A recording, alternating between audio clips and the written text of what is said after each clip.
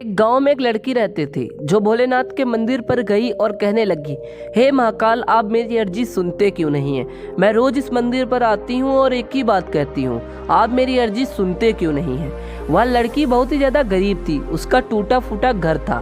उसके बगल में ही एक घर और था जहाँ पर लोग संपन्न थे, लेकिन वह सब लोग घमंडी थे। उस लड़की की माँ जो थी वो ज़्यादा बीमार रहती थी और सारा दिन घर पर ही रहती थी और उनका पैर जो था वो अपाहिज था।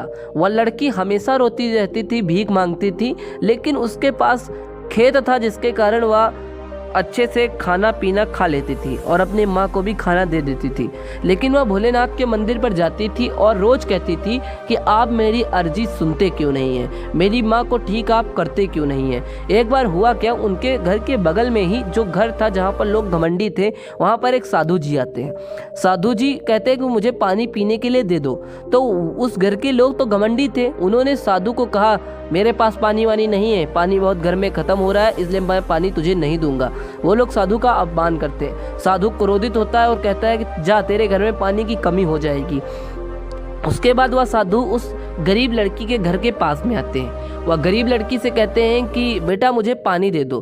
तो वह लड़की बहुत ही ज़्यादा उदारवादी थी, सबकी मदद करती थी, इसलिए वह घर से आई और पानी लेकर आई और उन्हें पिला दिया, यहाँ तक कि उन्हें खाना भी खिलाया, जिसके कारण गुरुदेव प्रसन्न हुए और उन्होंने उन्हें वरदान दे दिया कि जाओ, तुम्हारी माँ ठीक हो जाएंगी और तुम्हारी सारी गरीबी दूर हो जाएगी। उसके बाद वह लड़की अमीर हो गई और कुछ ना कुछ काम करने लगी। उसके बाद वह भोलेनाथ के दरबार में गई और कहने लगी कि मुझे पता है कि गुरुदेव यानी कि साधु के भेष में आप ही आए थे। तो इसलिए इस कहानी से यह सीख मिलती है कि भगवान के ऊपर हमेशा विश्वास रखो और गरीबों की मदद करो।